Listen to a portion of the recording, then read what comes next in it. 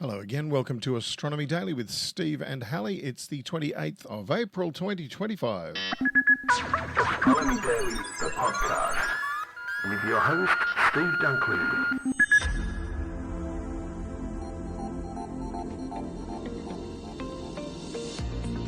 Well, welcome back to Astronomy Daily.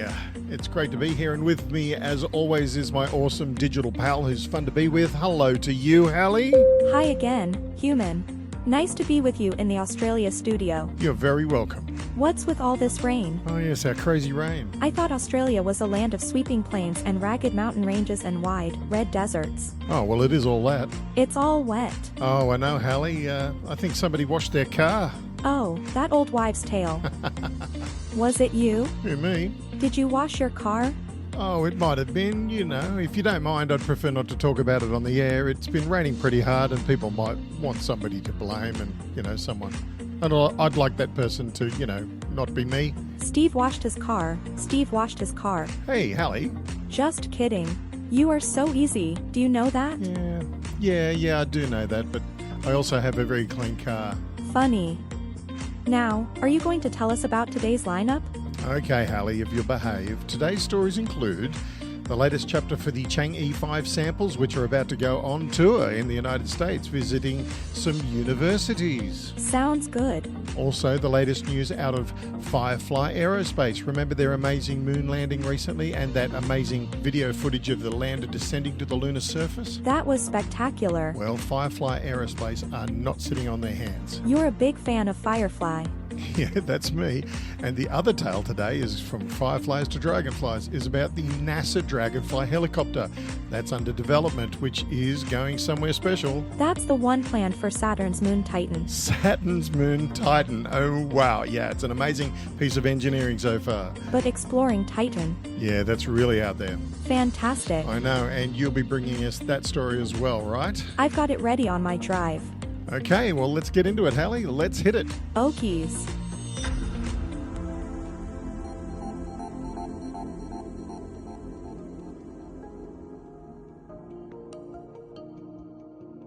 China has accepted a number of international applications to borrow small portions of moon samples collected by its Chang'e 5 mission, including those from 2 U.S. universities.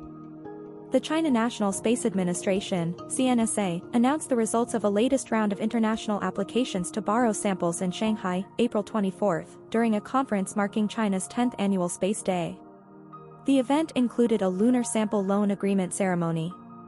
7 universities from 6 countries, the US, Japan, Germany, France, the United Kingdom and Pakistan, had applications approved, following a CNSA review in accordance with its sample management and cooperation rules, CNSA said in a statement.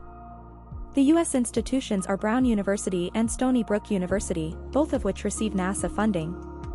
The announcement comes amid US-China trade tensions following the imposition of tariffs by the Trump administration, US barriers to bilateral cooperation on space, and wider Chinese space diplomacy efforts. CNSA also announced the selection of a series of international projects to join its planned Chang'e 8 lunar South Pole landing mission April 24. The selected projects featured countries involved in the International Lunar Research Station, a China-led alternative to the US Artemis lunar framework. The agency also stated in Shanghai that its Tianwen 3 Mars sample return mission, scheduled to launch late 2028, is open to proposals for international payloads. The robotic Chang'e 5 mission collected 1,731 grams of material from a geologically young area of Oceanus Procellarum on the near side of the Moon, using a scoop and a drill, in late 2020. The material was first made available to Chinese researchers and institutions before CNSA announced in August 2023 that international applications for samples would be accepted. NASA stated in November that year that its researchers would, exceptionally, be allowed to apply to loan China's Chang'e 5 samples, while still needing to follow long-standing, congressionally set rules which have sharply limited cooperation between the agency and Chinese state entities.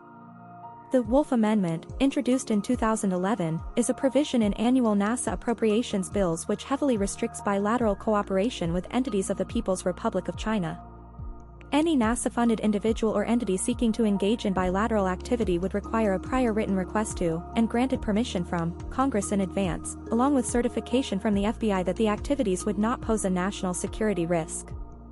Analyses of the Chang'e 5 samples have led to discoveries including the new mineral, Chang'e site-Y, evidence of a prolonged lunar dynamo, and allowed insights through comparison with the geologically older Apollo samples.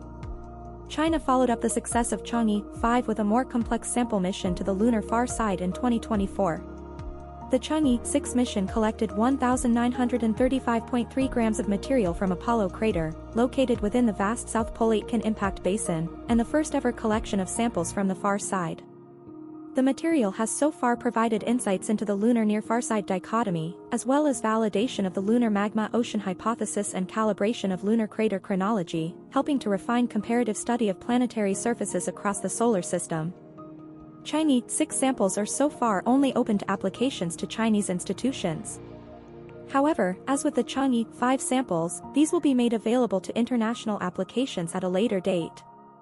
The landing of Chang'e samples reflects China's broader strategy of using space cooperation to build international partnerships, particularly as competition with the US over lunar exploration intensifies. You're listening to Astronomy Daily, the podcast with Steve Dunkley.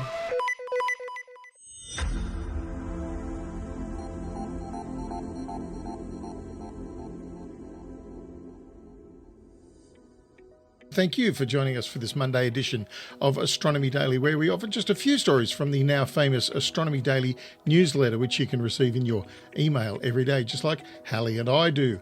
And to do that, just visit our URL, astronomydaily.io, and place your email address in the slot provided. Just like that, you'll be receiving all the latest news about science, space science, and astronomy from around the world as it's happening. And not only that, you can interact with us by visiting at Astro Daily Pod on X, or at our new Facebook page, which is, of course, Astronomy Daily on Facebook. See you there. Astronomy Daily with Steve and Hallie. Space, space science, and astronomy. NASA's pioneering Dragonfly mission has cleared a key hurdle, keeping it on track for a 2028 launch to Saturn's huge moon Titan. Dragonfly is a car-sized, nuclear-powered rotorcraft designed to investigate Titan's potential to host life, and it has passed its critical design review, NASA announced on Thursday, April 24th. Passing this mission milestone means that Dragonfly's mission design, fabrication, integration and test plans are all approved, and the mission can now turn its attention to the construction of the spacecraft itself, NASA reported. The $3.35 billion Dragonfly mission was first selected by NASA in 2019 and is being designed and built under the direction of the Johns Hopkins Applied Physics Laboratory in Maryland, with APL's Elizabeth Turtle as the principal investigator. The mission has been hit by delays and cost overruns, but studying Titan is considered a high priority by scientists for its potential to harbor alien life. The mission is set to launch no earlier than July 2028 on a SpaceX Falcon Heavy rocket from NASA's Kennedy Space Center in Florida. The spacecraft will then embark on an almost 7-year-long voyage through deep space to the Saturn system, with the goal of spending more than 3 years studying areas across Titan's frigid and diverse surface. Equipped with cameras, sensors and samplers, Dragonfly will assess Titan's habitability, looking out for prebiotic chemistry as well as potential signs of life.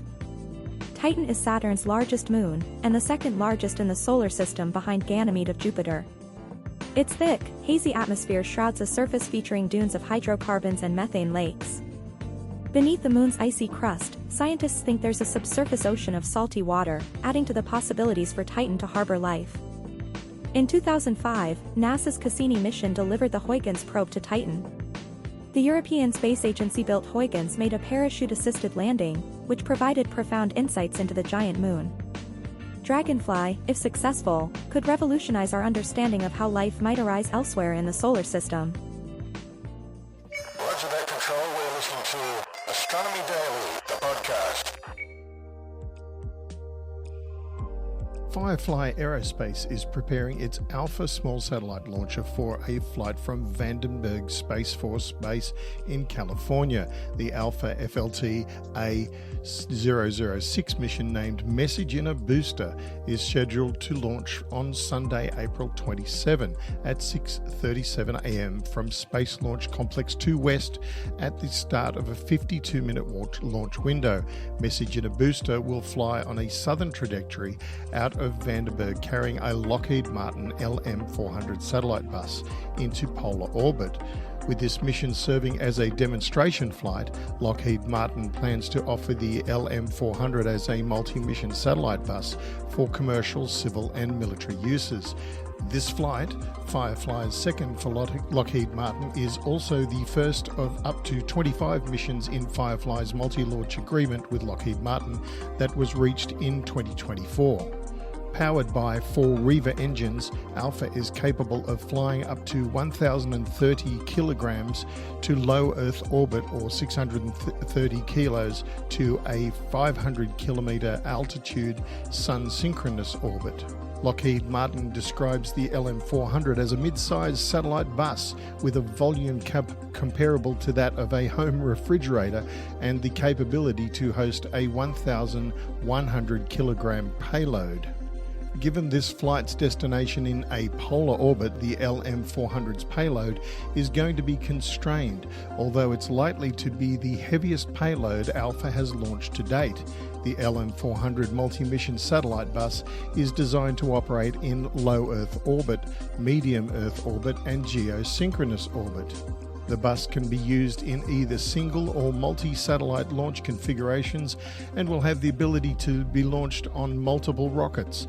The LM-400 is designed to support up to 6 satellites with a single launch stack arranged in a configuration similar to Starlink satellites on SpaceX missions.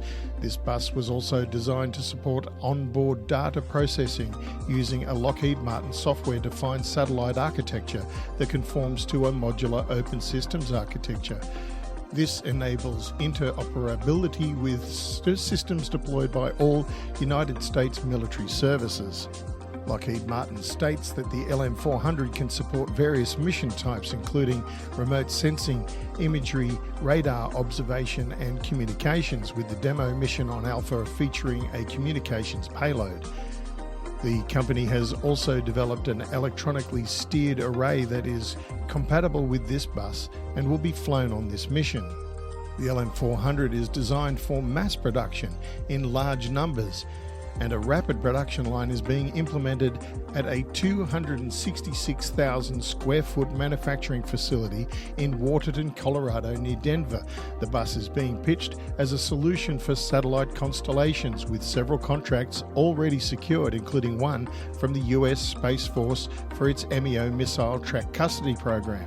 The US Department of Defense is moving toward operating constellations of smaller satellites, a prime example of being Starshield, a military constellation based on SpaceX's Starlink satellites, for resilience and redundancy in the face of potential threats to satellites in orbit. Lockheed Martin is one of the US's primary military contractors, and the LM-400, though capable of supporting civil and commercial missions, was really designed to support military standards. Message in a Booster will serve as Alpha's first launch of 2025. Alpha's next flight, the yet-to-be-named FLTA-007 mission, is currently planned to be the first flight of Firefly's Elytra orbital vehicle. FLTA-007 will also be a responsive space mission, meaning the time between the flight's order and launch will be accelerated to be as short as possible.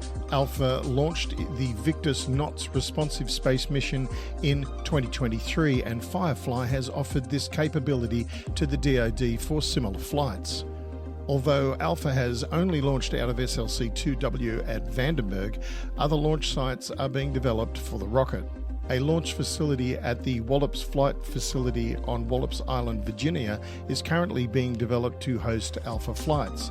Flights from Wallops are scheduled to begin in 2026 with NASA's Incus mission. South of Wallops, Space Launch Complex 20 at the Cape Canaveral Space Force Station in Florida is another future launch site for Alpha. A facility is also being prepared in Esrange, Sweden, to support missions for Firefly's European customers. The Esrange facility is also expected to be ready in 2026. Alpha has flown 5 flights so far, with its first flight failing to reach orbit. The 4 other flights have all reached orbit, with 2 full successes and 2 partial successes. The company has encountered issues with restarting its Lightning second stage engine in orbit. Message in a booster will see the Lightning complete only with a single burn during its ascent into orbit.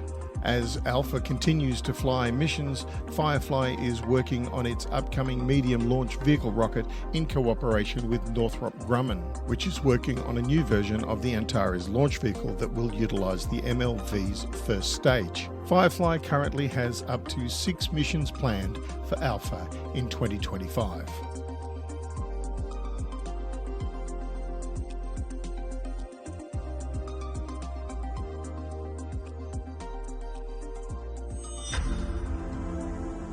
And there's another episode in the can. Thanks for joining us today, everyone. Yes, we covered Changi 5 samples, the Titan-bound Dragonfly helicopter development, and more from Firefly Aerospace. A colorful episode of Astronomy Daily. And we know where to get our daily dose of all the news from orbit and beyond, don't we, Hallie? We sure do.